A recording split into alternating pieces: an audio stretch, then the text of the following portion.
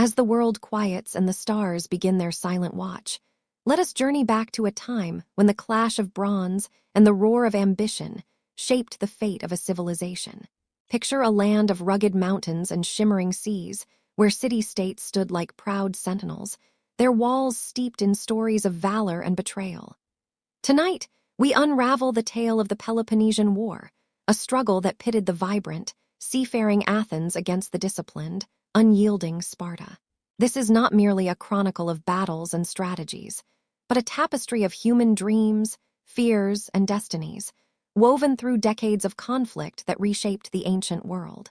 Imagine the sun setting over the Acropolis, its marble glowing softly in the twilight, while across the Peloponnese, Spartan warriors drill in perfect unison, their scarlet cloaks rippling like a sea of fire. These two powers, so different in spirit yet bound by rivalry, stood on the edge of a war that would test their resolve and leave echoes through time. From the bustling agora of Athens, alive with philosophers and poets, to the austere training grounds of Sparta, where every boy was forged into a soldier, this story is one of contrast, ambition, and the fragile balance of peace. As you settle into the calm of this night, let the rhythm of this ancient saga carry you into a world where every decision carried the weight of empires. This is a tale of alliances forged and broken, of fleets that danced across the wine-dark sea, and of men and women whose choices shaped history. It is a story best told slowly, with care, as if whispering secrets to the moonlight. So close your eyes, let the worries of today fade, and allow the past to unfold like a dream. Whether you drift into sleep or linger with the story, know that you are walking through the shadows of a world that still speaks to us today. Hello, my name is Sherry, and welcome to my channel. So let's begin. As the first stars pierce the velvet sky, let us wander back to a Greece not yet scarred by the great war that would define it, a land where two cities, like twin flames, burned with fierce and opposing destinies. Athens, perched on the sunlit hills of Attica, was a beacon of art, philosophy, and restless ambition.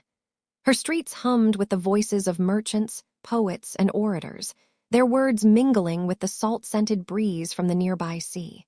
The Athenians were a people of the mind and the waves, their triremes slicing through the waters of the Aegean, binding far-flung islands into an empire of trade and tribute. Across the rugged Peloponnese, Sparta stood in stark contrast, her citizens molded by discipline, their lives a hymn to order and strength. In the shadow of Mount Taygetus, Spartan boys endured the agoge, a crucible of hardship that forged them into warriors, their scarlet cloaks a symbol of blood willingly shed for their city. These two powers, so different in spirit, were not destined for harmony. Athens, with her democratic ideals and sprawling influence, seemed to pulse with a hunger for more wealth, more glory, more dominion. Sparta, austere and unyielding, cherished stability, her oligarchs wary of any force that threatened the balance of their world. To understand the Peloponnesian War, we must first trace the roots of their rivalry, a tension that simmered long before the clash of spears and shields. The story begins in the shadow of a greater threat, when Greece faced the might of Persia in the early 5th century BCE. United in purpose, Athens and Sparta stood together against the invaders, their alliance a fragile bridge over the chasm of their differences. At Marathon, Athens' hoplites turned back the Persian tide. At Thermopylae, Spartan valor bought time with blood. And at Salamis, Athenian ships shattered Xerxes' dreams of conquest. Yet even in victory, the seeds of discord were sown. The Persian wars left Athens ascendant, her navy unmatched and her confidence soaring.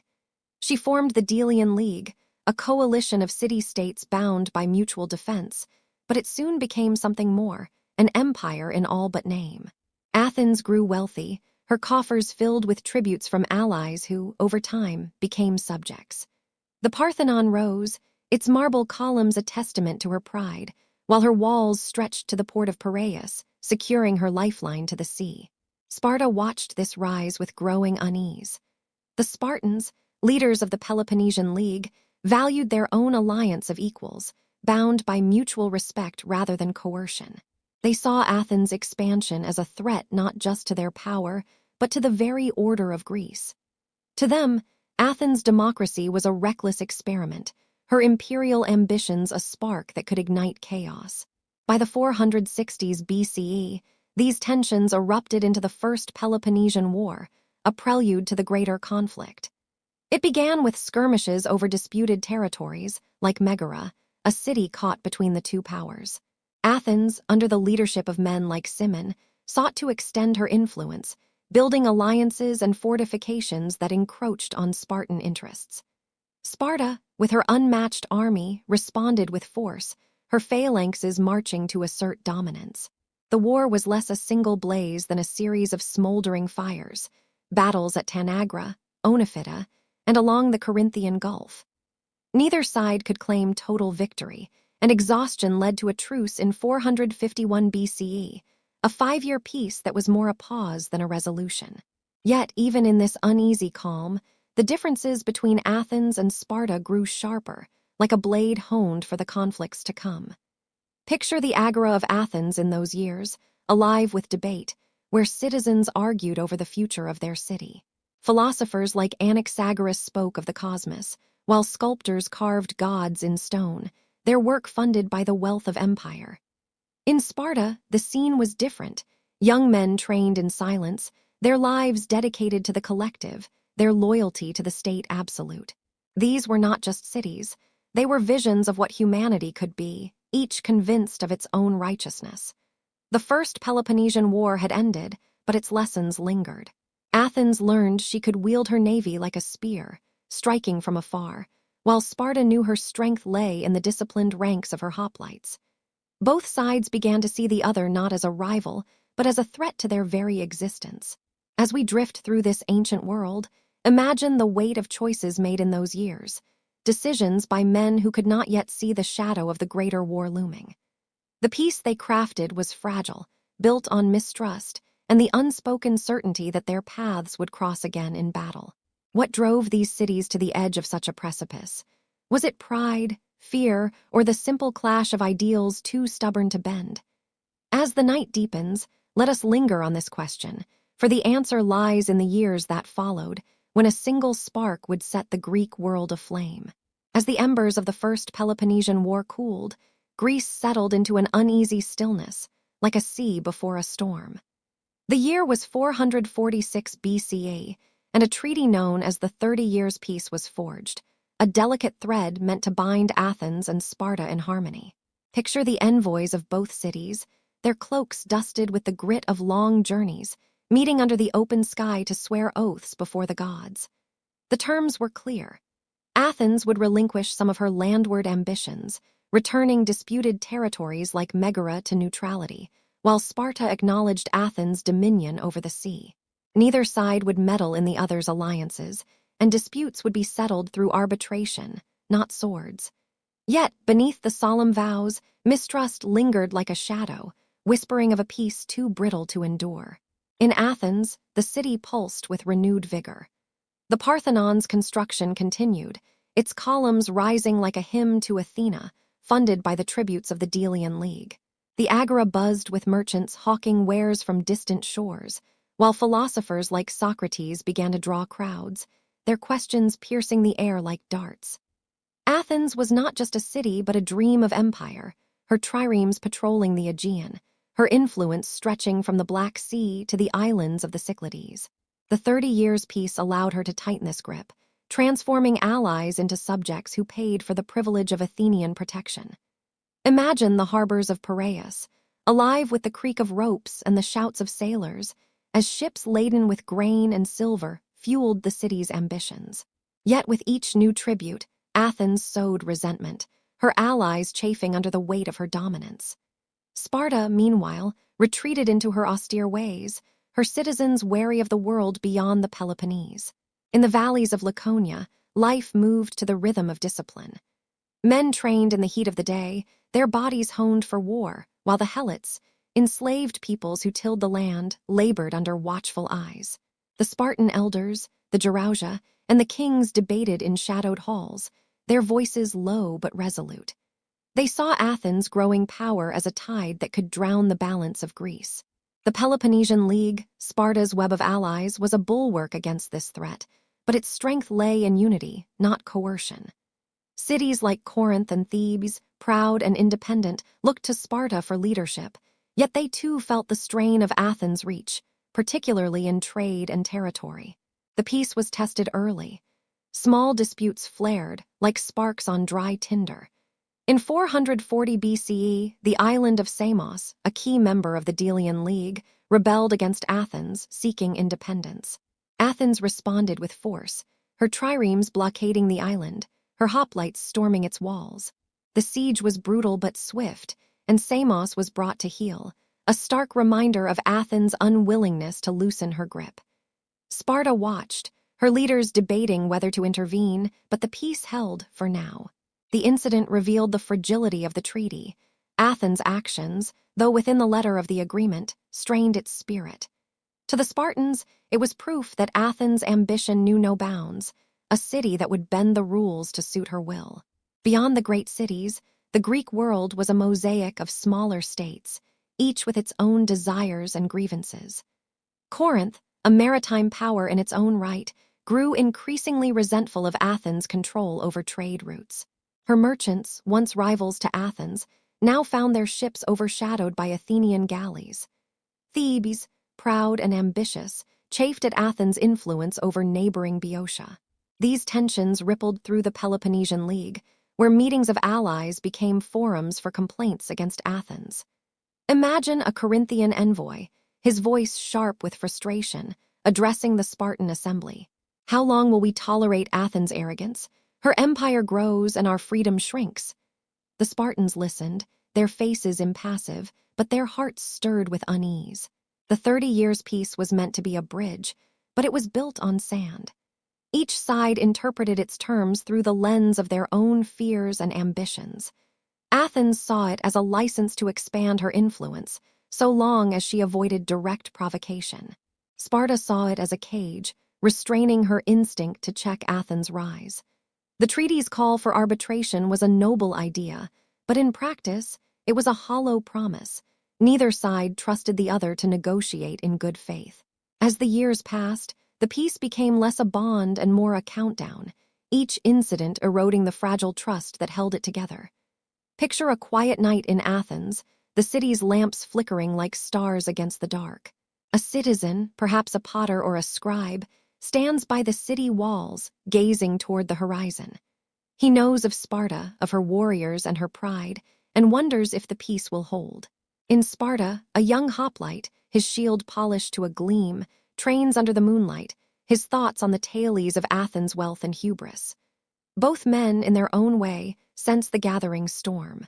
The gods, it was said, wove the fates of men, but in these years it was human choices, pride, fear, and ambition that spun the threads of war. As we drift through this restless peace, we stand on the edge of a greater tale. The cities of Greece, like ships on a darkening sea, were drifting toward a collision.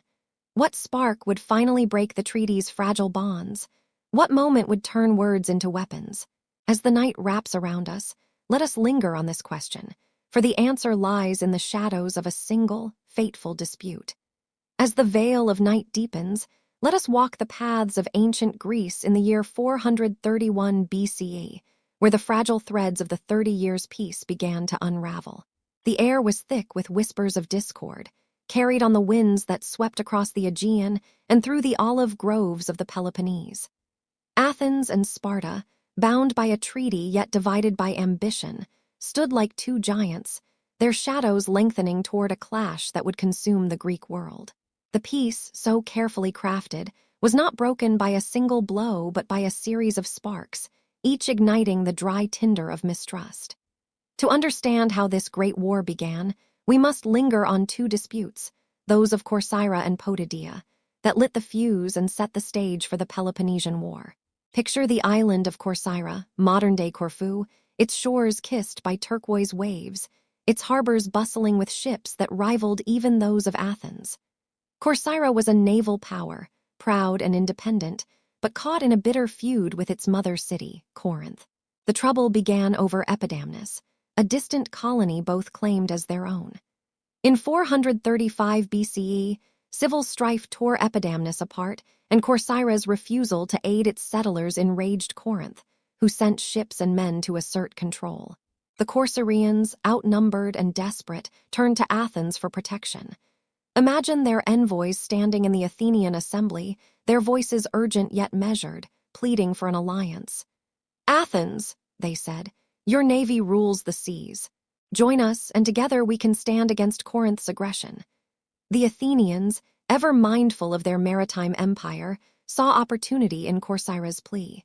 Her fleet would bolster their own, a shield against the growing influence of Corinth, a key Spartan ally. Athens agreed to a defensive alliance, a cautious step that promised aid only if Corcyra was attacked. Yet, this decision sent ripples through Greece. Corinth, furious, saw Athens move as a violation of the spirit of the 30 Years' peace. In 433 BCE, the tension boiled over at the Battle of Sybota, where Corcyraean and Corinthian ships clashed in a chaotic dance of oars and rams. Athenian vessels, bound by their alliance, joined the fray, their presence a provocation that echoed in Sparta's halls. The battle ended inconclusively, but its impact was profound. Corinth's envoys stormed to Sparta, their words sharp with outrage. "Athens mocks the peace, aligning with our enemies. How long will you stand idle?" The Spartans, their faces grim, listened as the balance of Greece tilted toward war. Meanwhile, another spark flared in the north, in the city of Potidaea, a Corinthian colony but a tribute-paying member of Athens' Delian League. Potidaea's loyalty was divided, her people torn between their heritage and Athens' demands. In 432 BCE, Athens, wary of rebellion, ordered Potidaea to tear down its walls, expel Corinthian officials, and send hostages to ensure compliance. The city refused, its citizens gathering in the agora, their voices raised in defiance. Corinth, eager to protect its colony, sent aid, while Potidaea appealed to Sparta for support. Imagine the scene. A small city, its walls gleaming under the Chalcidic sun, bracing for siege as Athenian triremes darkened the horizon. The siege of Potidaea began, a costly endeavor that drained Athens' resources and deepened Corinth's hatred. In Sparta, the assembly convened, a gathering of stern warriors and cautious elders. Corinthian diplomats, their cloaks stained with the dust of travel, spoke with passion. "Athens' empire grows unchecked, her actions a dagger at our throats. Potidaea suffers, and Corcyra's alliance mocks your authority. Act now, or Greece will bow to Athenian tyranny." Other allies, like Megara, added their grievances, pointing to Athens' trade embargo that choked their commerce. The Spartan king, Archidamus, urged caution, warning of a long and costly war. But the younger voices, led by ephors like Esthenelaidas, demanded action.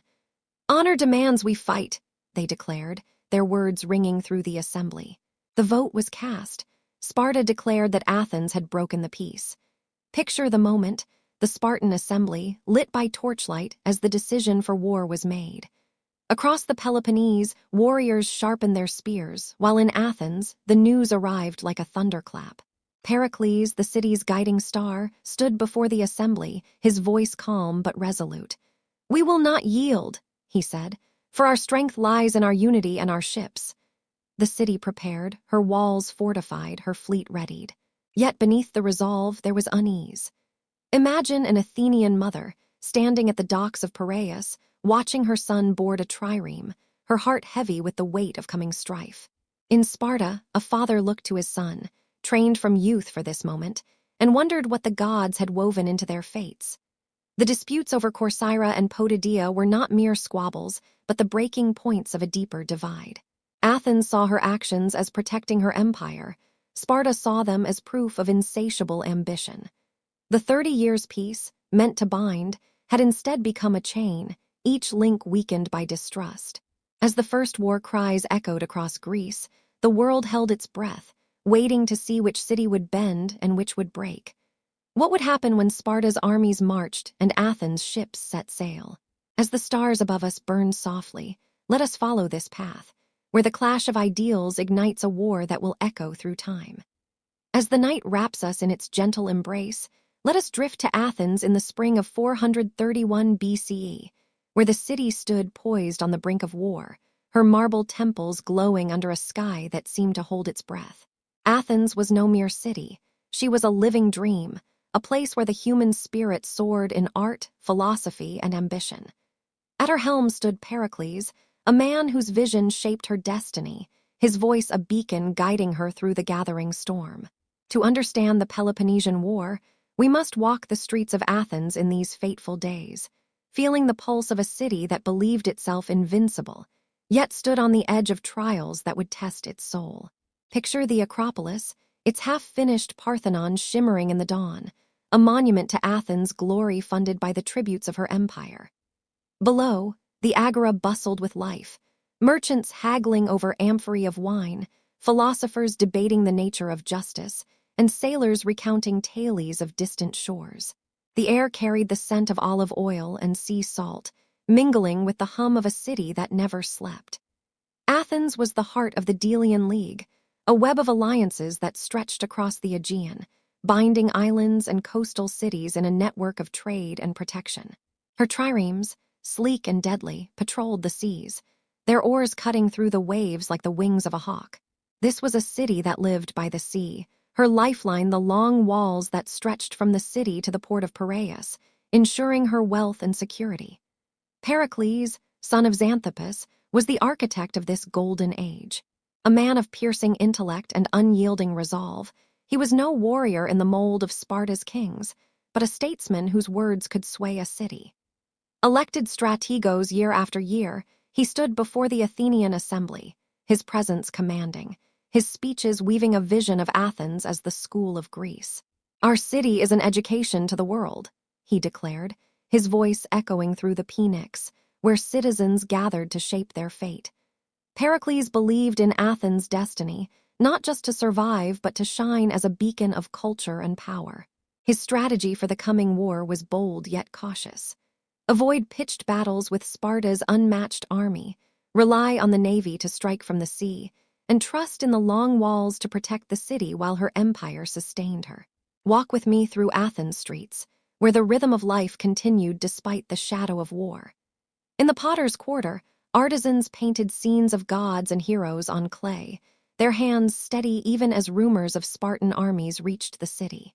In the theaters, plays by Sophocles stirred hearts, their tragedies a mirror to the uncertainties of the time. Women wove at their looms, their chatter filled with pride for their city, yet tinged with fear for sons and husbands who might soon sail or fight. The long walls, stretching 6 miles to Piraeus, were a marvel of stone and will, a symbol of Athens' defiance. Farmers from the countryside, knowing Sparta's hoplites would soon ravage their fields, began to stream into the city, their carts laden with what little they could carry. Pericles' plan was a gamble, but one rooted in Athens' strengths. Her navy, numbering over 200 triremes, was the finest in Greece, manned by skilled rowers and commanded by admirals who knew the sea's every mood. The Delian League's tributes filled Athens' coffers, allowing her to withstand a siege, while her walls made her impregnable to Sparta's land-based assaults. Pericles urged the Athenians to see themselves not as a city under threat, but as an island, safe within their fortifications, striking at will with their ships. "Let the Spartans burn our fields," he said, his eyes alight with conviction. "Our power lies in our unity and our fleet." Yet, even as he spoke, there were murmurs of doubt. The farmers, now crowded within the city's walls, resented abandoning their lands, their livelihoods left to the mercy of Spartan torches. Beyond the strategy, Pericles' Athens was a city of ideas, where the clash of minds shaped the future as much as the clash of arms. Imagine Socrates in the agora, his questions like pebbles dropped into still water, rippling through the thoughts of young and old. "What is courage?" he asked a young hoplite, as the city prepared for war. "Is it to fight or to endure?" Such questions lingered in the air, as did the sculptures of Phidias, whose golden statue of Athena watched over the city from the Parthenon's heart. This was a place where beauty and power intertwined, where every citizen felt part of a greater story. Yet the weight of war pressed heavily. The assembly, a cacophony of voices, debated Pericles' plans, some calling for bold offensives, others for peace at any cost. As the first Spartan armies gathered in the Peloponnese, Athens stood defiant, her people rallied by Pericles' vision. But beneath the marble and the rhetoric, there was a human cost to this defiance. Picture a young boy standing atop the long walls, watching the horizon for signs of smoke. His father, a rower in the fleet, had sailed for a raid on Spartan shores, leaving behind a family that prayed for his return. The city was alive with purpose, but also with fear, for war was no longer a distant rumor but a reality at their gates. Pericles, gazing from the Acropolis, knew the path he had chosen would test Athens' soul. Would her people endure the sacrifices he demanded? Would the gods favor their cause? As we linger in this moment, the city of Athens stands like a beacon in the night, her light both brilliant and fragile. The war has begun, and the choices of one man will shape its course. But what happens when the plans of mortals meet the chaos of war? As the stars above us whisper of battles to come, let us follow this story, where courage and ambition collide in the shadow of a greater storm. As the night deepens, casting its tranquil spell, let us turn our gaze from the radiant hills of Athens to the rugged valleys of Laconia, where Sparta stood like a fortress carved from the earth itself. In the spring of 431 BCE, as the Peloponnesian War ignited, Sparta was no mere city but a way of life, a crucible where every citizen was forged into a warrior, their hearts bound to duty and honor. While Athens danced with ideas and sailed the seas, Sparta marched to the rhythm of discipline, her scarlet-cloaked hoplites a symbol of unyielding strength. To understand the clash that would shake Greece, we must walk among the Spartans, feeling the weight of their spears and the fire of their resolve, as they prepared to meet Athens' challenge with a force unlike any other. Picture the Eurotas River, its waters glinting under the Peloponnesian sun, winding through a land of stark beauty. Sparta had no walls, for her people were her defense, their lives dedicated to the state from birth. The agoge, Sparta's brutal training system, shaped boys into warriors through years of hardship. Imagine a child of 7, taken from his mother's arms, his days now filled with grueling marches, mock battles, and lessons in endurance. Hunger was his teacher, pain his guide, as he learned to steal food to survive, yet never to lose his honor. By the time he stood as a man, his body was a weapon, his mind honed to a single purpose, to serve Sparta. Women, too, were trained in strength and resilience, their role to bear warriors and uphold the city's spirit. This was a society where the individual melted into the collective, where personal desire bowed to the needs of all. Sparta's strength lay in her army, a phalanx of hoplites unmatched in Greece. Clad in bronze armor, their shields locked in formation, they moved as one, a wall of spears that could break any foe. The Spartan king, Leonidas, had shown their valor at Thermopylae decades before, and his legacy lived in every soldier who drilled under the watchful eyes of the ephors. In 431 BCE, as war loomed, King Archidamus led the Spartans, his caution tempered by the fire of younger leaders like the ephor Esthenelaidas, who burned for battle. The Peloponnesian League, Sparta's alliance of city-states, rallied to her call, Corinth with her ships, Thebes with her ambition, and others bound by loyalty or fear. Unlike Athens' empire, built on tribute, Sparta's allies followed her out of respect, though not without their own agendas. The Spartan strategy was simple yet brutal. Invade Attica, the countryside around Athens, and ravage its fields. They knew Athens' strength lay in her navy and walls, untouchable by land. But by burning crops and olive groves, Sparta aimed to starve Athens' spirit, forcing her people to abandon Pericles' defensive plan and meet them in open battle. Imagine the sight, a Spartan army, thousands strong, marching through the isthmus of Corinth, their red cloaks like a river of fire, their spears gleaming in the sun. At their head, Archidamus offered Athens a final chance for peace, but Pericles' resolve held firm. The Spartans advanced, and the first plumes of smoke rose from Attica's farms, a grim signal that war had truly begun. Life in Sparta, even in wartime, was a study in austerity. There were no grand temples like Athens' Parthenon, no bustling markets filled with foreign wares. The city was a cluster of modest villages, its people living simply, their meals shared in communal messes where black broth, a dish of blood and vinegar, was both sustenance and symbol. Yet there was a quiet pride in this simplicity. A Spartan warrior, polishing his shield by firelight, did not dream of wealth or fame, but of honor, of standing firm beside his comrades. Women, raising sons for war, sang songs of valor, their voices carrying through the night. Even the helots, the enslaved laborers who toiled in the fields, felt the tension, their unrest a constant shadow that Sparta's warriors kept at bay with iron discipline. The Spartans' rigid society was both their strength and their Achilles' heel. Their army was peerless, but their numbers were few, limited by a citizenry that prized quality over quantity. Unlike Athens, which could draw on allies and mercenaries, Sparta relied on her own sons, each loss a wound to the state. Her navy, too, was modest, dwarfed by Athens' fleet, forcing her to fight a war on land while Athens struck from the sea. Archidamus knew this mismatch, urging caution in the assembly, but the younger Spartans, eager for glory, saw Athens' walls as a challenge to their pride. "Let us march," they said, "and show Athens the cost of her hubris." As the first campaign of the war began, picture a Spartan camp at dusk, the air heavy with the scent of burning fields. A young hoplite, his face still smooth with youth, gazes toward Athens, its distant lights a faint glow on the horizon. He has trained his life for this moment, yet he wonders what lies beyond the clash of shields. In Sparta's halls, the elders debate, their voices low but urgent, knowing this war will test not just their strength but their way of life. Athens, with her wealth and ships, is a foe unlike any they have faced. Can Sparta's discipline prevail over Athens' ambition?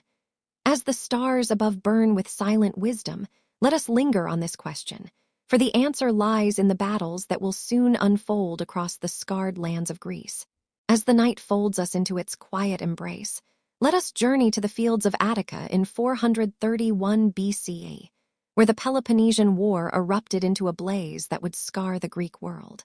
Named for Sparta's cautious king, Archidamus, this first phase of the conflict, known as the Archidamian War, stretched from 431 to 421 BCE, a decade of fire, hunger, and unyielding resolve. Picture the land trembling under the tread of Spartan hoplites, their scarlet cloaks a stark contrast against the green of olive groves, now doomed to flame. Athens, secure behind her walls, answered with the might of her navy, her triremes slicing through the wine-dark sea. This was no war of grand battles alone, but a grinding struggle that tested the spirit of both cities, each clinging to its vision of victory. The war's opening moves were brutal in their simplicity. Sparta, with her unmatched army, marched into Attica each summer, her phalanxes a tide of bronze and discipline. Led by Archidamus, the Spartans burned crops, uprooted vineyards, and trampled fields, aiming to break Athens while by starving her people. Imagine the scene. A farmer, his face lined with grief, watching from the long walls as smoke rises from his land, his livelihood reduced to ash. Within Athens, the city swelled with refugees from the countryside, their homes abandoned to Spartan torches. The streets, once alive with the hum of trade, now echoed with the cries of displaced families, crowded into makeshift shelters between the city and Piraeus. Pericles' strategy held firm. Let the Spartans ravage the land, for Athens' strength lay in her walls and her fleet. At sea, Athens struck back with surgical precision. Her triremes, manned by skilled rowers and guided by seasoned admirals, raided the Peloponnesian coast, targeting Spartan allies like Epidamnus and Methone. Picture a moonlit night, the creak of oars barely audible over the waves, as Athenian ships slip into a harbor, their torches setting granaries ablaze before vanishing into the dark. These raids were not just blows to Sparta's allies, but a message. Athens' reach was long, her navy a specter that could strike anywhere. Pericles, standing on the Phoenix, rallied the Athenians with words that burned with defiance.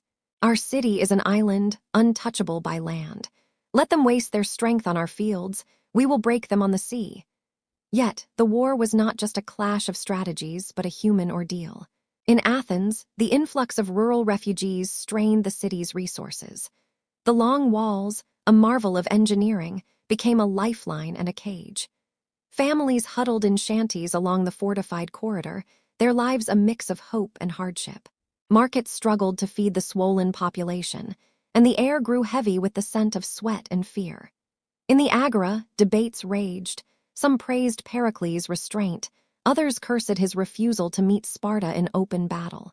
"Why hide behind walls?"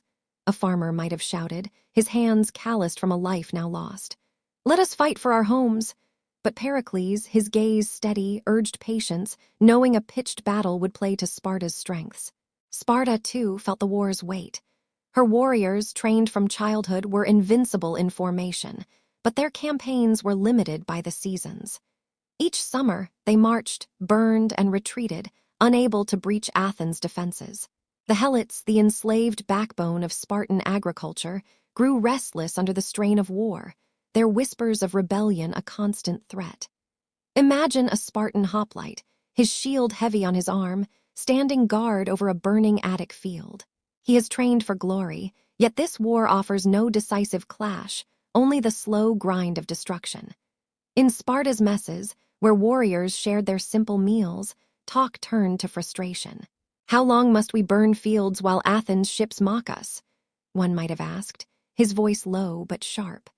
The war's early years saw no single battle to tip the scales, but a series of smaller clashes that bled both sides. In 430 BCE, Athens won a victory at Naupactus, where her navy outmaneuvered a Peloponnesian fleet, proving her maritime dominance. Yet, Sparta's allies, like Thebes, struck back, seizing Plataea, a small but loyal Athenian ally. Plataea's fall was a grim spectacle, its defenders besieged, its walls crumbling under Theban assault. Picture the Plataeans, men and women alike, fighting to hold their city, their hopes pinned on Athenian aid that never came. The loss stung Athens, a reminder that her empire could not protect all who trusted in her. As the war dragged on, both sides learned its cost. Athens' treasury, though vast, began to feel the strain of maintaining her fleet and feeding her people. Sparta, reliant on her allies for supplies, faced grumbling from Corinth and others who bore the war's economic burden. The Greek world, once a tapestry of independent cities, was now a battleground, its people caught in a struggle that offered no easy end. In Athens, Pericles walked the city's walls, his mind heavy with the sacrifices he had demanded. In Sparta, Archidamus gazed north, wondering if his caution had been wisdom or weakness. As we drift through this tale, imagine the faces of those who lived it. A farmer's wife in Athens, clutching her children as smoke darkens the sky. A Spartan youth, his spear ready, dreaming of a victory that remains elusive. The Athenian War was only the beginning, a test of endurance that would push both cities to their limits. But what happens when a city, crowded and desperate, faces a foe far deadlier than any army? As the stars above us hold their silent vigil, let us linger on this question, for the next chapter of this war brings a shadow that no wall could keep at bay. As the night wraps us in its soothing hush, let us return to Athens in the summer of 430 BCE, where the Peloponnesian War, barely a year old, took a darker turn. The city, crowded within the long walls, pulsed with defiance under Pericles' leadership, her navy striking at Spartan shores, while her walls held firm against invasion. But no strategy, no matter how brilliant, could shield Athens from a foe that crept silently through her streets, a shadow far deadlier than Sparta's phalanxes. A plague, born in distant lands, swept into the city, turning the golden dream of Athens into a crucible of suffering. Let us walk through this time of trial, where courage and despair danced in the flickering light of a city under siege, not just by enemies, but by fate itself. Imagine Athens in that fateful summer, her streets swollen with refugees from the countryside, driven inside the walls by Spartan raids. The long walls, stretching to Piraeus, had promised safety, but they also created a cauldron of humanity. Families packed into shanties, air thick with the scent of sweat and fear. Into this crowded city came the plague, its origins whispered to be from Ethiopia or Egypt, carried perhaps by trade ships to Piraeus. It struck without warning, a fever that burned through flesh and hope alike. Picture a marketplace, once alive with chatter, now hushed as men and women collapsed, their bodies racked with heat, their skin marked by sores. The disease spared no one, rich or poor, young or old, citizen or slave. Temples, meant to be sanctuaries, became charnel houses, filled with the dying who sought the gods' mercy in vain. The plague's toll was not just physical but spiritual. Athenians, who had prided themselves on their reason and culture, saw their world unravel. Families abandoned their kin, fearing contagion. Priests shunned their duties, overwhelmed by the dead. The historian Thucydides, who survived the plague, described the chaos. Bodies piled in the streets, sacred laws forgotten as despair eroded decency.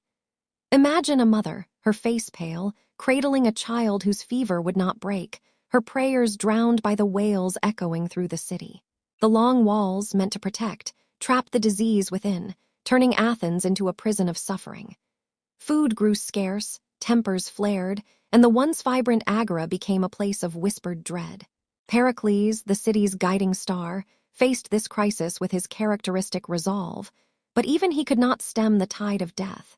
He urged the Athenians to hold fast, to trust in their navy and their walls, but the plague sowed doubt where unity had stood. In the assembly, voices rose against him, blaming his strategy for the overcrowding that fueled the disease. "Why did we abandon our fields?" a farmer might have cried, his hands trembling with grief for a lost son. "Pericles' walls have caged us with death." Yet Pericles stood firm, his speeches a blend of defiance and sorrow. "This is not the war we chose," he said, his voice steady despite the chaos, "but it is the war we must endure. Our strength lies in our spirit, not our suffering." The war itself ground on, a grim counterpoint to the plague's devastation.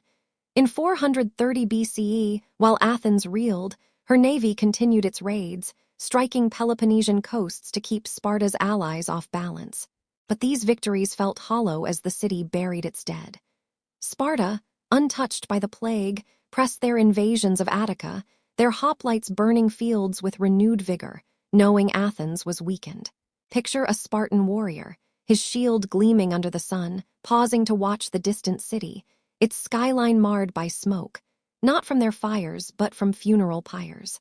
The Spartans, disciplined and austere, saw the plague as a sign of divine disfavor, yet they too felt the war's strain, their allies growing restless for a decisive blow. The human cost of the plague was staggering. Thucydides estimated that a third of Athens' population perished, including soldiers and rowers vital to her war effort. The loss cut deepest among the hoplites and the poor, whose crowded conditions invited the disease's spread. Yet, even as death stalked the streets, Athens endured. Markets reopened, however sparsely, triremes sailed, however short-handed. The city's spirit, though battered, flickered like a flame in a storm. Imagine a young rower, his brother lost to the plague, gripping his oar with renewed purpose, determined to honor the fallen by defending his city. In 429 BCE, the plague claimed its most prominent victim, Pericles himself. Stricken by the disease, he lingered for weeks, his body weakened but his mind sharp to the end. His death was a blow to Athens' soul, for he had been more than a leader. He was the embodiment of her aspirations. Picture the assembly, hushed as news of his passing spread, citizens grappling with a future without his guiding hand. Pericles' vision of a defiant, enduring Athens lived on, but his absence left a void, filled by men of lesser vision, whose ambitions would steer the city into uncharted waters. As the plague receded, Athens emerged scarred but unbroken, her people hardened by loss. The war continued, with Sparta's invasions and Athens' naval raids locked in a brutal stalemate. But the plague had changed the city, sowing seeds of doubt and division that would grow in the years ahead. Imagine a widow, standing by the Kerameikos cemetery, placing a stone on a mass grave, her heart heavy with questions. Could Athens endure without Pericles? Would the gods relent, or was this only the beginning of their trials? As the stars above us cast their gentle light, let us linger on this moment, for the story of Athens' resilience is about to take a new turn, one shaped by men who would seize the reins of a wounded city. As the night weaves its gentle spell, let us return to Athens in 429 BCE, a city scarred by plague and mourning the loss of Pericles, its guiding light. The long walls still stood, a defiant bulwark against Spartan invasions, but within them, Athens was a city adrift, her people grappling with grief and uncertainty. The plague had taken a third of her citizens, her treasury strained under the weight of war, and the absence of Pericles left a void in leadership that echoed through the agora. Into this shadowed moment stepped Cleon, a man of fire and ambition, whose voice would steer Athens down a bolder, more perilous path. Let us walk through this turning point, where the war's rhythm shifted, driven by a leader whose passion would both inspire and divide. Picture Athens in the aftermath of the plague, her streets quieter now, the air heavy with the memory of loss. The Parthenon, still rising on the Acropolis, stood as a symbol of hope, but the city below was a patchwork of resilience and despair. The assembly, once swayed by Pericles' measured eloquence, now buzzed with restless voices, demanding action to break the stalemate with Sparta. Cleon, a tanner's son, rose from this tumult, his origins humble but his presence commanding. Unlike Pericles, whose speeches wove visions of unity, Cleon spoke with raw energy, his words a spark to a city hungry for vengeance. "We are Athenians," he thundered in the Phoenix, his voice cutting through the crowd's murmurs. "We do not cower, we strike." His rise marked a shift from caution to aggression, a gamble that would reshape the war. Cleon was no philosopher, but a man of the people, his rhetoric blunt yet electrifying. He scorned the restraint of Pericles' strategy, arguing that Athens must not just endure but dominate. Imagine him in the agora, his cloak plain but his eyes alight, rallying merchants and sailors with promises of victory. He championed the Delian League's tributes, squeezing allies for more gold to fund the war, heedless of their growing resentment. To Cleon, the empire was Athens' lifeblood, and he would not let it falter. His policies were bold: expand naval campaigns, fortify key outposts, and strike Sparta's allies where they were weakest. Yet his brashness divided the city. Some saw him as a savior, others as a demagogue, leading Athens toward hubris. The war's tempo quickened under Cleon's influence. In 427 BCE, Athens faced a crisis in Mytilene, a key ally on the island of Lesbos, which rebelled against Athenian control. The Mytileneans, chafing under tribute demands, sought Spartan aid, threatening Athens' grip on the Aegean. Cleon urged a ruthless response, sailing with a fleet to crush the rebellion. Picture the siege: Athenian triremes blockading Mytilene's harbor, their rams gleaming under the sun, while within the city, families huddled, torn between defiance and surrender. When Mytilene fell, Cleon proposed a brutal decree: execute the men and enslave the women and children. The assembly, caught in a fever of anger, initially agreed, but a second debate, led by cooler heads like Diodotus, spared most of the city, executing only the ringleaders. The episode revealed Cleon's ferocity, but also his limits. His passion could rally, but it could also overreach. Cleon's greatest triumph came in 425 BCE at Pylos, a rocky promontory on the Peloponnesian coast. Athenian forces, under the general Demosthenes, fortified the site, turning it into a thorn in Sparta's side. When Spartan troops landed on the nearby island of Sphacteria, hoping to dislodge them, a daring Athenian plan unfolded. Cleon, sent to reinforce Demosthenes, led a bold assault, capturing over 100 Spartan hoplites, an unthinkable blow to Sparta's pride. Imagine the scene: Athenian ships circling Sphacteria, their archers raining arrows as Cleon, no warrior himself, directed the attack with fierce determination. The prisoners, including elite Spartiates, were brought to Athens, a living symbol of her defiance.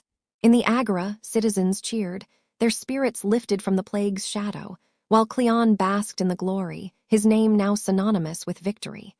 Yet Pylos was a double-edged sword. The captured Spartans gave Athens leverage, but Cleon's refusal to negotiate peace squandered it. Sparta, humiliated, offered terms, but Cleon, flush with success, demanded more, believing Athens could crush her foe. Picture a Spartan envoy, his face stern, standing before the assembly, offering to end the invasions of Attica. Cleon's rejection, met with cheers from some and unease from others, prolonged the war, gambling Athens' resources on total victory. In Sparta, the loss at Pylos stirred both anger and fear. Their invincible image tarnished, their leaders pressed to adapt. The Helots, ever watchful, grew bolder, sensing weakness in their masters. Cleon's rise reshaped Athens' soul. Where Pericles had preached endurance, Cleon demanded triumph, his voice drowning out the doubts of a weary city. Imagine a sailor in Piraeus, his hands calloused from oars, inspired by Cleon's fire but haunted by the cost of endless war. In the theaters, plays began to reflect this new mood, their choruses singing of glory but also of sacrifice. The empire grew harsher, its allies squeezed tighter, their loyalty fraying. Cleon, for all his victories, sowed seeds of division, his ambition a flame that could warm or burn. As we linger in this moment, picture Athens at night, her lamps flickering like stars against the dark. Cleon stands on the Acropolis, gazing at the sea that carries Athens' hopes. He has brought victory, but at what cost? The war grinds on, and the city, though strengthened, feels the weight of choices that may yet lead to ruin. What happens when ambition outpaces wisdom, and a city's fire burns too bright? As the stars above whisper of fates yet unwritten, let us follow this story, where a fragile peace looms, but its promise hangs by a thread. As the night enfolds us in its tranquil hush, let us return to the war-weary land of Greece in 421 BCE, where the Peloponnesian War, now a decade old, had carved deep wounds into the hearts of Athens and Sparta. The fields of Attica lay scarred from Spartan torches, while Athens' navy, though victorious at Pylos, strained under the cost of endless campaigns. Both cities, exhausted by loss and division, yearned for a respite, a chance to breathe beneath the weight of war. Into this moment stepped Nicias, an Athenian general of caution and piety, whose name would mark a fragile truce, the Peace of Nicias. Let us walk through this fleeting calm, where hope and mistrust danced in delicate balance, and the promise of peace hung like a star just out of reach. Picture Athens in the spring of 421 BCE, her streets still bearing the scars of plague and war. The Parthenon, now nearly complete, gleamed under the sun, a symbol of resilience, but below, the city pulsed with weariness. The long walls sheltered her people, yet the memory of burned fields and lost lives lingered. In the assembly, voices clashed, Cleon's fiery calls for conquest still echoed, but many, led by Nicias, sought an end to the bloodshed.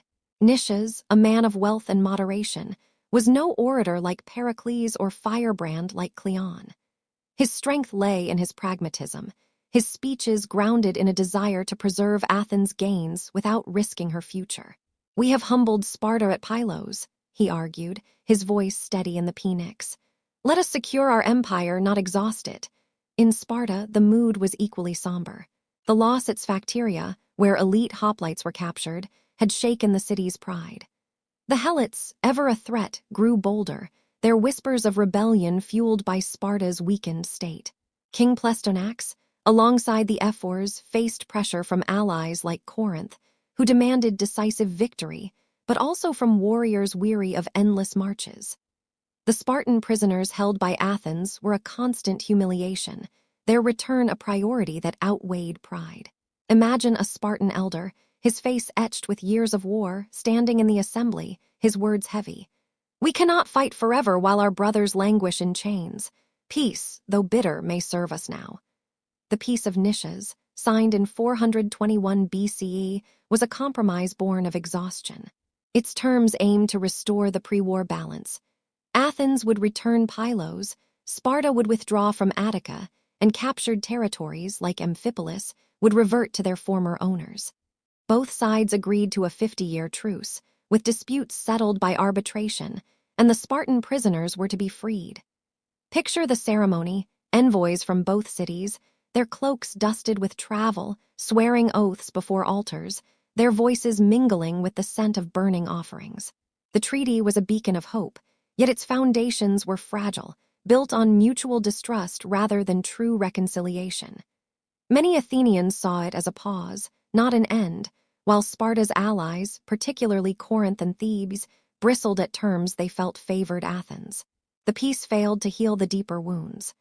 Amphipolis, a key northern city, remained in Athenian hands when its citizens refused to return to Spartan control, a violation that soured the treaty's spirit.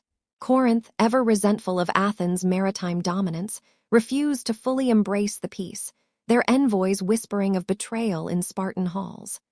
Imagine a Corinthian merchant, his ship docked in a Peloponnesian port, his voice sharp with frustration. Athens keeps her empire while we gain nothing. This is no peace but a chain. In Athens, the young and ambitious, like Alcibiades, a rising star of charm and cunning, saw the truce as a chance to regroup, not to rest. Alcibiades, with his golden tongue and boundless ambition, began to stir the assembly, his eyes set on new conquests. Life under the peace was a strange interlude. In Athens, markets slowly revived as trade flowed once more through Piraeus. Farmers ventured back to their fields, though many were wary, knowing Spartan armies could return. The theaters filled again, with plays that questioned the cost of war, their choruses blending hope with doubt. In Sparta, the return of the Sphacteria prisoners brought relief, but the city remained on edge, her warriors drilling as if war still loomed. The Helots, sensing weakness, staged minor revolts, forcing Sparta to tighten her grip. Picture a Spartan mother, her son returned from captivity, embracing him under the shadow of Mount Taygetus, yet fearing the peace would not last. The treaty's fragility was evident in the shifting alliances that followed. Athens, under Alcibiades' influence, formed a new coalition with Argos, Mantinea, and Elis, all rivals of Sparta, aiming to counter her influence in the Peloponnese. This move, though within the treaty's bounds, provoked Sparta, who saw it as a betrayal. In 418 BCE, the peace was tested at the Battle of Mantinea, where Spartan forces crushed the Argive-Athenian alliance, reasserting their dominance on land. The battle, though not a formal breach, revealed the truce's cracks. Neither side trusted the other to honor its spirit. Imagine an Athenian hoplite, his shield splintered, retreating from Mantinea, his heart heavy with the realization that peace was slipping away. As the years passed, the Peace of Nisches became less a bond and more a mask, hiding the tensions that simmered beneath. Athens dreamed of new conquests, while Sparta prepared for renewed war, her allies urging action. The Greek world, like a ship caught in shifting winds, drifted toward conflict once more. Picture a night in Athens, the city's lamps flickering as Nisches, now aging, gazes at the stars, his prayers for peace mingling with doubt. In Sparta, a young warrior sharpens his spear, his thoughts on battles yet to come. What would break this fragile truce and plunge Greece back into war? As the stars above us cast their quiet light, let us linger on this question, for the answer lies in a distant land, where Athens' ambition would ignite a new and fateful fire. As the night cradles us in its serene embrace, let us sail across the wine-dark sea to the year 415 BCE, where the fragile peace of Nisches began to crumble under the weight of Athens' boundless ambition. The Peloponnesian War, though paused by treaty, simmered with unrest, and in Athens, a new voice rose to fan the flames of conquest. Alcibiades, a man of charisma and cunning, turned the city's gaze westward to Sicily, a distant island of wealth and power. The Sicilian expedition, a daring gamble to expand Athens' empire, would become a turning point, a tale of hubris and heartbreak that would shake the foundations of her strength. Let us journey to this pivotal moment, where dreams of glory led to a descent into disaster. Picture Athens in the spring of 415 BCE, her streets alive with a restless energy. The Parthenon stood complete, its marble gleaming under the sun, a testament to the city's pride. Yet, beneath this splendor, the peace of Nisches frayed, strained by distrust and minor clashes. The assembly buzzed with debate, and at its heart stood Alcibiades, a young aristocrat whose charm could sway crowds and whose ambition knew no bounds. With golden hair and a voice like honey, he painted a vision of Sicily, a land of fertile plains, rich cities, and untapped power. Syracuse and her allies threaten our trade, he argued, his eyes alight with fervor. Conquer Sicily, and Athens will rule the Mediterranean. His words ignited the city's imagination, promising glory to a people weary of stalemate. Sicily was no mere prize, but a world unto itself, a mosaic of Greek colonies and native tribes, with Syracuse as its crown jewel. A rival to Athens in wealth and naval might, Syracuse was a Dorian city, tied to Sparta by culture and kinship. When Segesta, A smaller Sicilian city sought Athens' aid against Syracuse. Alcibiades saw opportunity. Imagine the Segiston envoys in the Athenian assembly, their voices urgent, promising gold to fund the campaign. Nicias, cautious as ever, warned against the venture, his words heavy with foreboding. Sicily is too far, her cities too strong. We risk our empire for a dream. But Alcibiades' charisma drowned out caution, and the assembly voted for war, authorizing a vast expedition of over 100 triremes and thousands of men. The preparations were a spectacle. Picture Piraeus at dawn, its harbors a forest of masts, as triremes were loaded with grain, weapons, and hopes. Hoplites, their armor gleaming, boarded alongside rowers and archers, while priests offered sacrifices to ensure divine favor. The fleet, led by Alcibiades, Nicias, and Lamachus, was a marvel, its sails catching the wind like wings of ambition. Families gathered at the docks, their cheers mingled with tears, as sons and fathers sailed for a land few had seen. A young woman, clutching a charm for Athena, might have whispered a prayer for her brother, unaware of the trials awaiting him.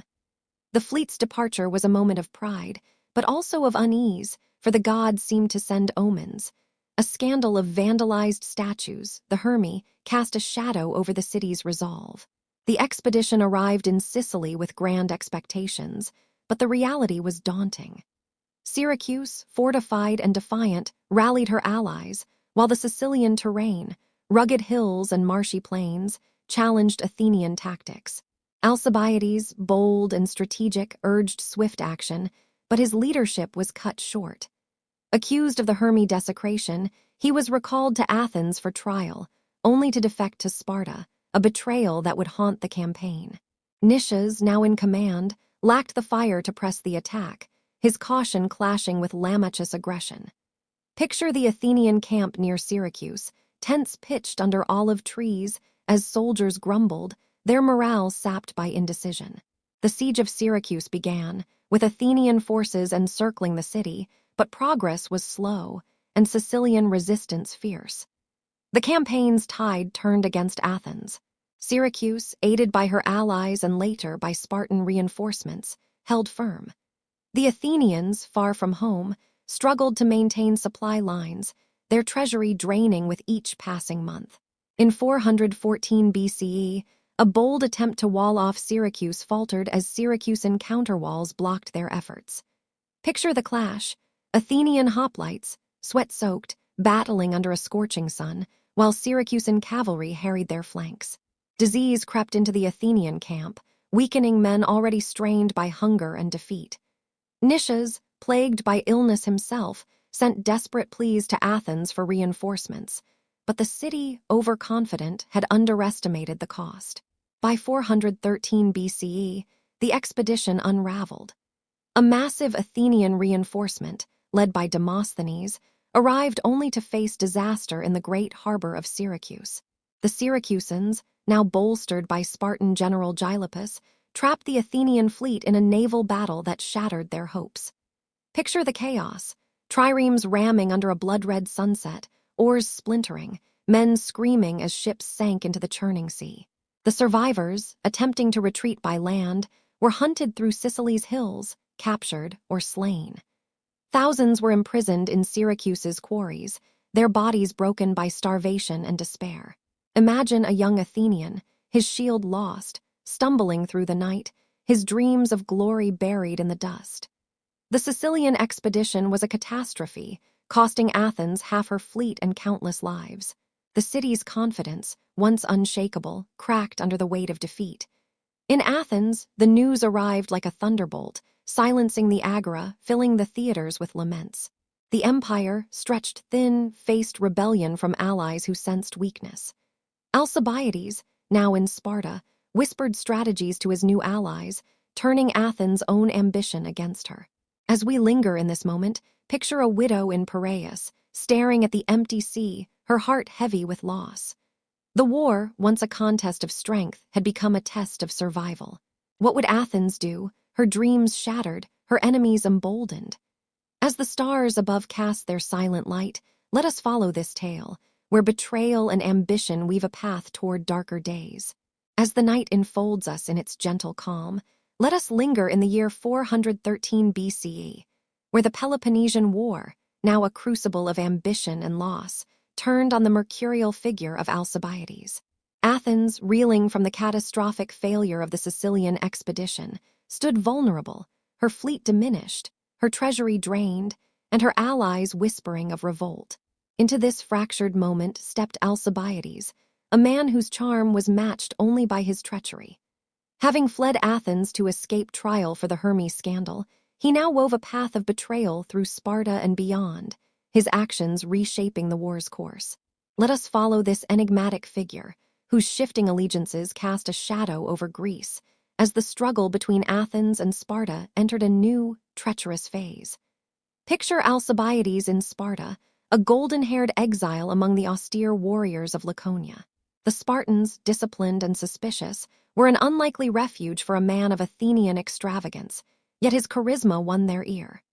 Standing before their assembly in 414 BCE, his voice smooth as polished marble, he revealed Athens' secrets, her naval strategies, her weakened state after Sicily, and her plans to dominate Greece. Athens dreams of empire, he declared, his words sharp with conviction. Strike now while she stumbles, and you will break her. His advice was a gift to Sparta, who acted swiftly, sending General Gylippus to aid Syracuse and fortifying Decelia, a stronghold in Attica that choked Athens' landward supplies. Imagine the Spartan camp at Decelia, its fires burning through the night, a constant thorn in Athens' side, made possible by Alcibiades' betrayal. Yet, Alcibiades' heart was never bound to Sparta. His charm, which won him allies, also bred enemies. His lavish ways clashed with Spartan austerity, and whispers of scandal, rumors of an affair with the wife of King Augeas, soured his welcome. By 412 BCE, fearing for his life, Alcibiades fled again, this time to the court of Tissaphernes, a Persian satrap in Asia Minor. Picture him crossing the Aegean, his ship slicing through moonlit waves, a man without a city but never without a plan.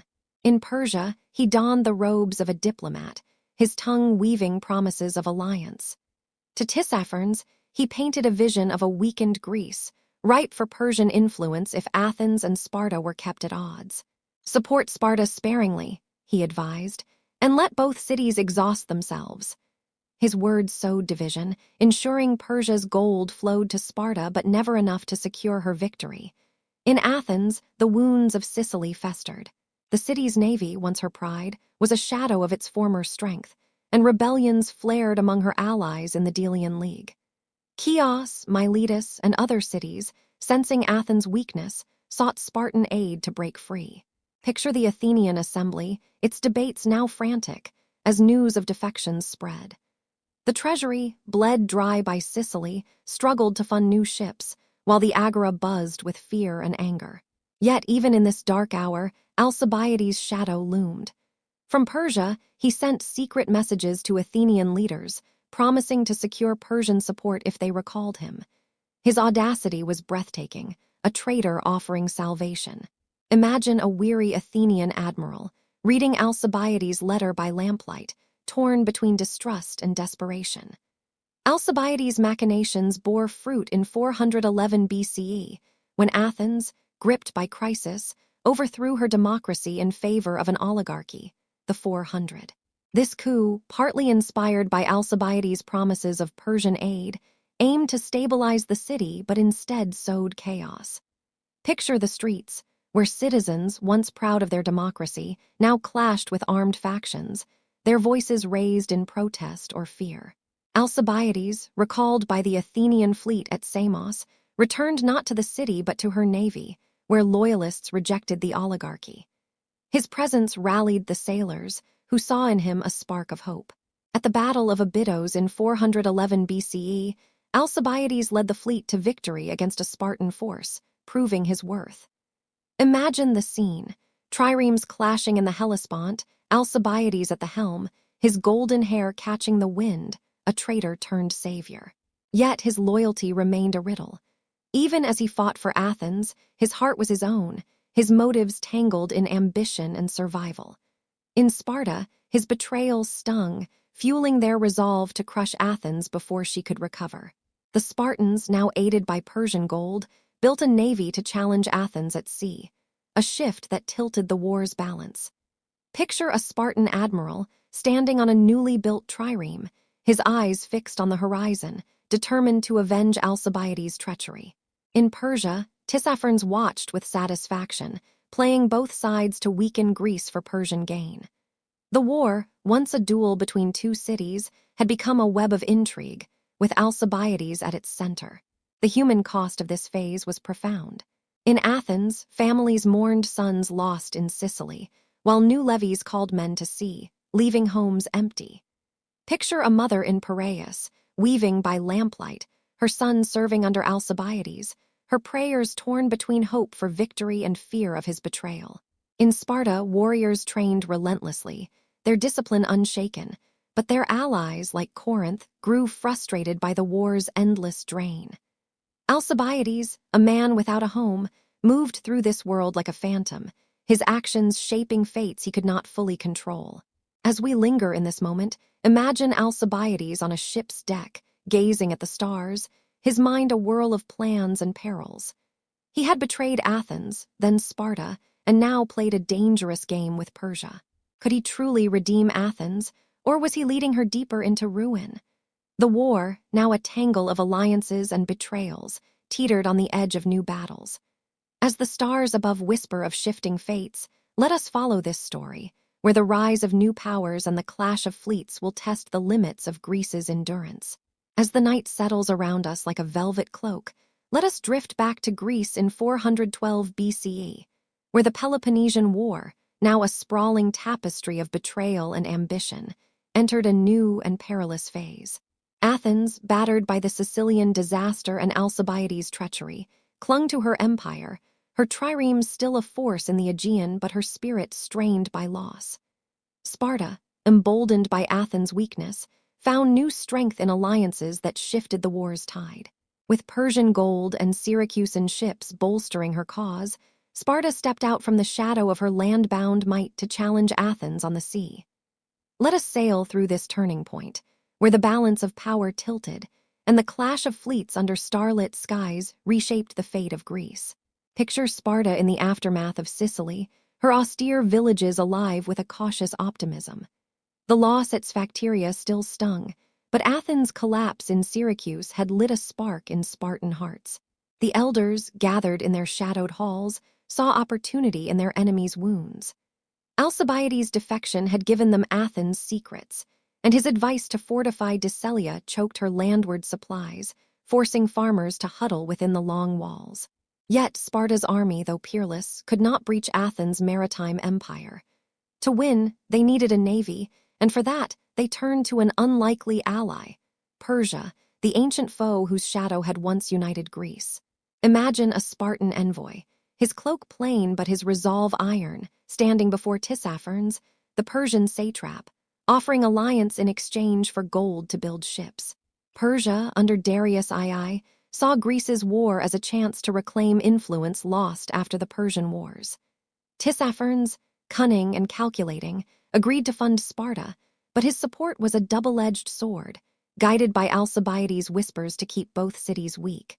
Persian gold flowed into Spartan shipyards, and by 412 BCE, a fleet began to take shape, its timbers hewn in the ports of Peloponnesian allies like Corinth. Picture the docks of Corinth, the air thick with the scent of pitch and sawdust, as workers labored under torchlight, crafting triremes to challenge Athens' supremacy.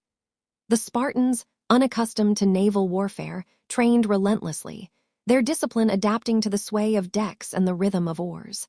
Syracuse, fresh from her victory over Athens, joined Sparta's cause, her ships and sailors a vital addition. Picture a Syracusan admiral, his face weathered by Sicilian suns, arriving in the Peloponnese, his vessels laden with men eager to repay Athens' aggression. Syracuse's navy, battle-hardened from the great harbor, brought expertise that Sparta lacked, their tactics honed in the crucible of Sicily's defeat of Athens. This alliance, forged in shared enmity, gave Sparta a foothold on the sea, a realm Athens had long dominated. The Peloponnesian League, bolstered by Corinth and Thebes, rallied to this new strategy, their envoys urging Sparta to strike swiftly before Athens could rebuild. The war's focus shifted to the Aegean, where Athens' empire began to fray. Cities like Chios and Miletus, chafing under Athenian tributes, revolted with Spartan encouragement, their harbors welcoming Peloponnesian ships. Imagine a Chian merchant, standing on his city's walls, watching Spartan triremes arrive, his heart torn between fear of Athens' wrath and hope for freedom. These rebellions stretched Athens' navy thin, forcing her to defend far-flung outposts while rebuilding her fleet. In Athens, the assembly, now restored to democracy after the oligarchic coup, buzzed with urgency. Alcibiades, reinstated as a commander, led naval campaigns from Samos. His victories at Abydos and Cyzicus in 410 BCE restoring some of Athens' pride. Picture the Battle of Cyzicus, Athenian ships, guided by Alcibiades' cunning, ambushing a Spartan fleet in a dawn mist, the sea churning with wreckage as Athens struck a fleeting blow. Yet, Sparta's new allies gave her resilience. Persian gold rebuilt her losses, and Syracusan sailors strengthened her fleets. In 407 BCE, a new figure emerged, Lysander, a Spartan admiral whose ambition matched Alcibiades. Lysander, shrewd and ruthless, forged ties with Persia's Prince Cyrus, securing more funds to expand Sparta's navy. Picture him on a trireme's deck, his eyes scanning the horizon, his mind plotting not just victory but dominance. Under his command, Spartan fleets grew bolder, clashing with Athens in the Hellespont and Ionian waters. The war, once a land-based stalemate, became a naval chess game, with battles like Notium in 406 BCE, where Athens suffered a setback due to overconfidence, signaling her vulnerability. The human toll of this phase was heavy.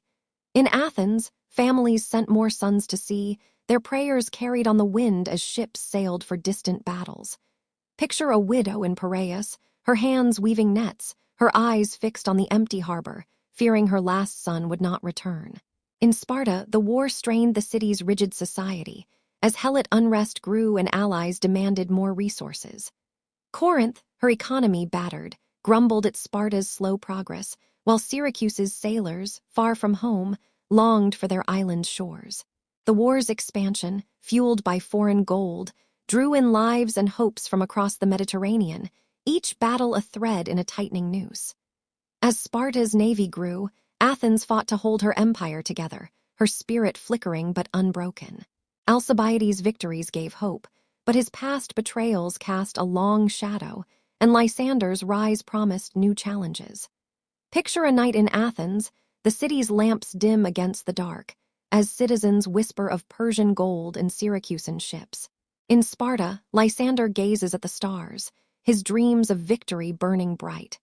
The war, now a contest of fleets and alliances, teeters on the edge of a decisive moment. What will happen when these new forces clash, and the sea itself becomes a battlefield? As the stars above hold their silent vigil, let us linger on this question, for the answer lies in a final, fateful struggle that will determine Greece's fate. As the night wraps us in its quiet embrace, let us sail to the year 405 BCE, where the Peloponnesian War, now in its 27th year, neared its climactic end. Athens, once the radiant heart of an empire, stood battered but defiant, her navy stretched thin across the Aegean, her people weary from decades of sacrifice. Sparta, bolstered by Persian gold and Syracusan ships, had transformed into a naval power, her fleets under the cunning Lysander challenging Athens' dominion of the sea. The Greek world, scarred by endless conflict, held its breath as the two cities hurtled toward a final reckoning. Let us walk through these last, heartbreaking days, where the clash of ambition and endurance culminated in Athens' fall, a moment that would echo through the ages. Picture Athens in this twilight hour, her marble temples still gleaming under the Attic sun, but her spirit dimmed by loss. The Sicilian expedition had shattered her fleet, rebellions had eroded her empire, and the Spartan stronghold at Decelia choked her supplies. The long walls, once a symbol of invincibility, now sheltered a city strained by hunger and doubt.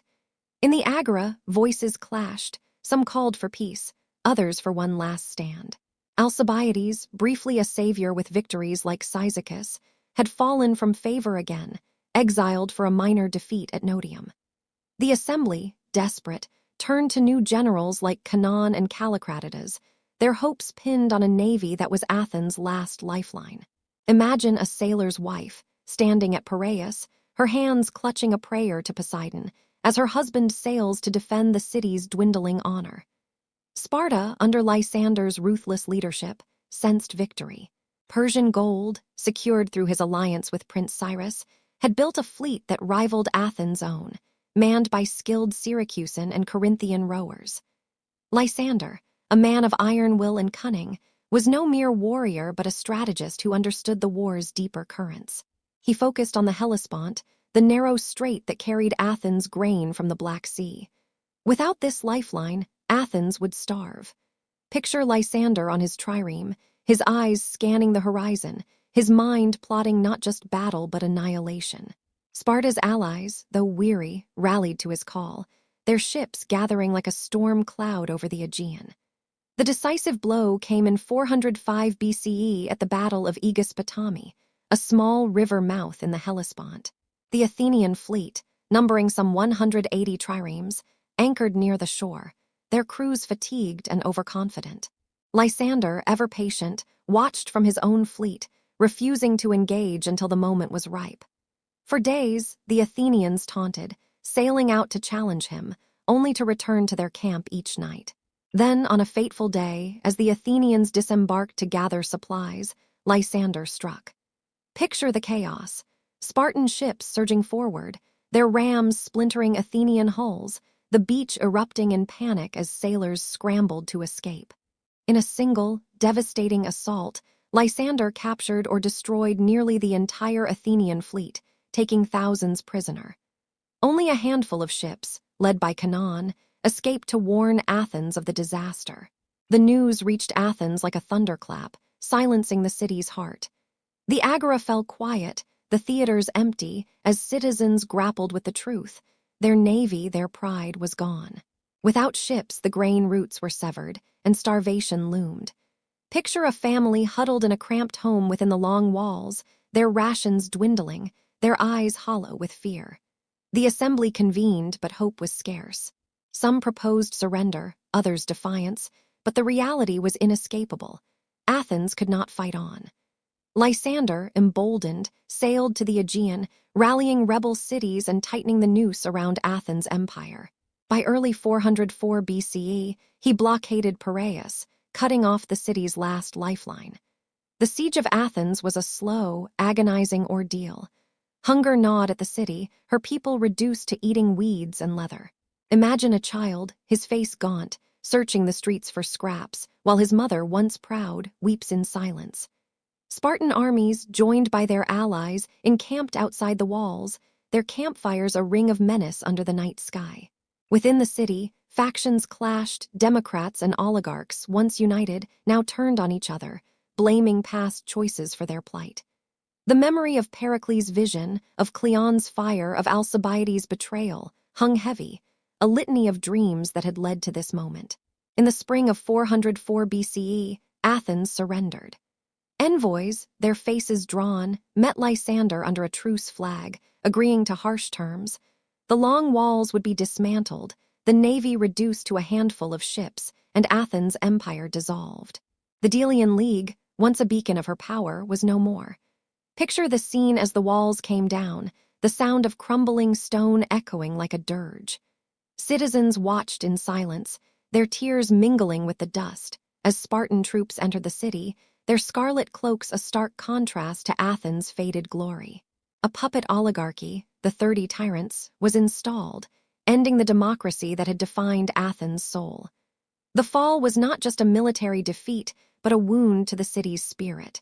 Imagine an old man, a veteran of Salamis, standing atop the Acropolis, gazing at the Parthenon, his heart breaking for a city that had shone so brightly. In Sparta, the mood was one of grim triumph, tempered by the cost of decades of war. Lysander, hailed as a hero, knew the victory was fragile.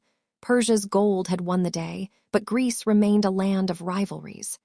As we linger in this moment, picture Athens at dusk, her lamps dim, her people mourning not just their city but an idea of what they could have been. What would rise from these ashes, and what scars would endure? As the stars above cast their solemn light, let us follow this story, where the echoes of defeat shape a new and uncertain dawn. As the night drapes us in its quiet embrace, let us linger in the spring of 404 BCE, where the dust of Athens' fallen walls settles over a Greece transformed by the Peloponnesian War. The surrender at Aegispotami and the dismantling of the long walls marked the end of Athens' empire, her dreams of glory reduced to whispers in the wind. Sparta, now the unchallenged hegemon, stood triumphant, her scarlet-cloaked warriors a symbol of a new order. Yet victory brought not peace but a fragile dominion, laced with the scars of a war that had bled Greece dry. Let us walk through this somber aftermath, where the echoes of conflict reshaped cities, lives, and the very soul of a civilization, leaving lessons that linger under the stars. Picture Athens in the wake of defeat, her once vibrant streets hushed, her marble temples casting long shadows over a city humbled. The long walls, symbols of her defiance, lay in ruins, their stones scattered like the bones of a fallen giant. The Parthenon still stood, but its golden sheen seemed dimmed, a monument to a pride now broken. The 30 tyrants, Sparta's puppet oligarchy, ruled with an iron hand, their decrees silencing the democracy that had defined Athens. Imagine a citizen, once a voice in the assembly, now walking warily through the agora, his eyes downcast as armed guards patrol. Executions and exiles marked the regime's brutality, targeting those who dared cling to the old ideals. Families already torn by war and plague faced new terrors, their homes no longer safe, their futures uncertain. Beyond the city, Athens' empire dissolved like mist. The Delian League, once a web of power stretching across the Aegean, unraveled as former allies. Chios, Miletus, and others embraced freedom or Spartan oversight. Picture a merchant in Piraeus, his ships idle, his wealth gone, as trade routes once dominated by Athens now fell to Corinth or Syracuse. The loss was not just material but spiritual. Athens, the school of Greece, had taught the world of art, philosophy, and democracy, but now her voice was muted. Yet, even in defeat, embers of resilience glowed. Exiled democrats, led by men like Thrasybulus, plotted in secret, their whispers of rebellion a faint hope in the darkness. Sparta's victory, though sweeping, was a heavy crown. The city, built for austerity, was unprepared to govern a fractured Greece. Lysander, the architect of Aegispotami, installed oligarchies in former Athenian cities, but these dicarchies bred resentment, their rule often harsher than Athens' empire. Picture a Spartan governor in a distant city, his scarlet cloak a stark contrast to the local agora, his orders met with sullen obedience. Sparta's allies, like Corinth and Thebes, expected rewards for their loyalty, but Spartan dominance, backed by Persian gold, left them sidelined. Corinth, her trade battered, grumbled at Sparta's aloofness, while Thebes, ambitious and proud, eyed the new hegemon with growing envy. Persia, the silent victor, loomed large in this new order. Her gold had tipped the scales, and now she reasserted influence over Ionian cities once held by Athens. Imagine a Persian satrap, Tissaphernes or Cyrus, watching from a gilded palace, his smile faint as Greece's divisions served his king's ambitions. The war, meant to preserve Greek autonomy, had instead opened the door to foreign sway, a bitter irony for both Athens and Sparta. The Helots, Sparta's enslaved underclass, grew bolder, their revolts a constant thorn, forcing Sparta to divert resources to maintain control. Picture a Spartan hoplite, his shield heavy, patrolling Laconia's fields, his thoughts torn between pride in victory and fear of unrest at home. The human cost of the war's end was profound. In Athens, families mourned not just the dead, but the loss of a way of life. Picture a widow in the Kerameikos, placing a flower on a grave, her heart heavy with memories of a city that once shone. In Sparta, warriors returned to their austere lives, but the war's toll, decades of loss and strain, left even their disciplined society uneasy.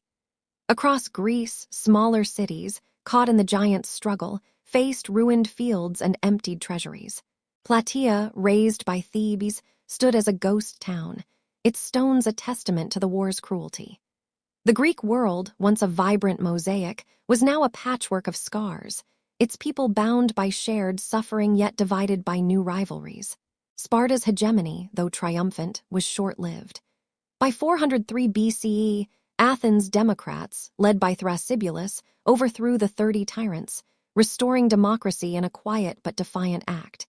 Picture the Phoenix, alive again with voices, as citizens reclaimed their city, their cheers tempered by the memory of loss. Sparta, wary of further war, allowed this restoration, but her own power waned as Thebes and Corinth grew restless. The Corinthian War, brewing by 395 BCE, would see these former allies turn against Sparta, a new conflict born from the ashes of the old. The Peloponnesian War had not ended strife but reshaped it, planting seeds of future discord. As we linger in this moment, imagine a Greek traveler standing on a hill overlooking Athens, its ruined walls a stark outline against the dusk. He reflects on a war that consumed a generation, leaving lessons of pride, sacrifice, and the fragility of power. Sparta's triumph was real, but so was her burden, while Athens' defeat carried the promise of renewal. What would become of this fractured Greece, where victory and loss were two sides of the same coin? As the stars above cast their solemn light, let us ponder this question, for the story of this war's legacy is one that speaks to the timeless dance of human ambition and endurance. As the night enfolds us in its gentle stillness, let us stand at the crossroads of history, in the shadow of the Peloponnesian War, whose echoes reverberate far beyond the scarred fields of Greece in 404 BCE. Athens, her walls crumbled and her empire lost, emerged from defeat not as a broken city, but as a phoenix, her spirit enduring in the ideas she gifted to the world. Sparta, cloaked in victory, found her hegemony fleeting, her austere strength unable to bind a fractured Greece. This war, a tapestry of ambition, betrayal, and resilience, left lessons carved in stone and whispered in the winds of time. Let us wander through its legacy, reflecting on what it means to strive, to fall, and to rise again, as the stars above bear witness to a story that still speaks to us today. Picture Greece in the years after the war, a land both weary and restless. Athens, her democracy restored by 403 BCE, began to rebuild, her people gathering in the Agora with a cautious hope. The Parthenon, though stripped of its golden treasures to fund the war, stood as a beacon, its marble catching the dawn's light. Imagine a philosopher, perhaps a student of Socrates, pacing the Stoa, his questions sharper now, tempered by the city's suffering. The war had silenced Athens' imperial dreams, but not her voice. Her plays, her ideas, her art continued to shape the world. In the theaters, Euripides' tragedies and Aristophanes' comedies wrestled with the war's cost, their words a mirror to a people who had faced the abyss and survived. Athens' legacy, born in defeat, was one of resilience, her democracy a flame that flickered but never died. Sparta's triumph, though glorious, was a hollow crown. Her hegemony, built on Persian gold and Lysander's cunning, crumbled under the weight of her own rigidity.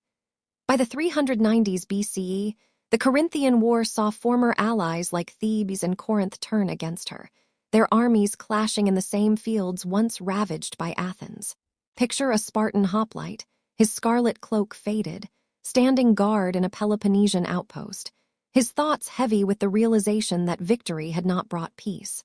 Sparta's austere society, so suited to war, struggled to govern, her oligarchies breeding resentment in cities accustomed to freedom. The Helots, ever restless, seized the chaos to rebel, forcing Sparta to fight battles at home as well as abroad. Her dominance waned, and by 371 BCE, Thebes' victory at Leuctra would shatter her power, proving that even the mightiest fall when pride outstrips wisdom. The war's broader legacy was a Greece forever changed. The city-states, once fiercely independent, had learned the cost of division. Persia, the silent beneficiary, regained influence over Ionia, her gold shaping Greece's fate long after the war's end. Picture a Persian satrap, gazing from his palace in Sardis, his smile faint as he watches Greek cities squabble, their unity a distant memory. Yet from this fracture rose a new force. Macedon, under Philip II and later Alexander, would unite Greece where Athens and Sparta had failed, carrying her culture to the edges of the known world. The Peloponnesian War, in its destruction, sowed the seeds for a larger stage, where Greek ideas would outlive Greek swords. The human stories of this war linger most vividly. Imagine a family in Athens, rebuilding a home near the ruined long walls, their laughter mingling with memories of loss.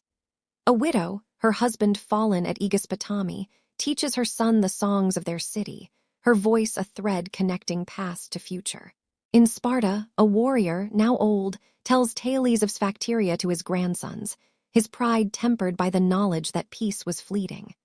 Across Greece, farmers returned to scarred fields, merchants to quiet harbors, their lives forever marked by a war that had taken so much.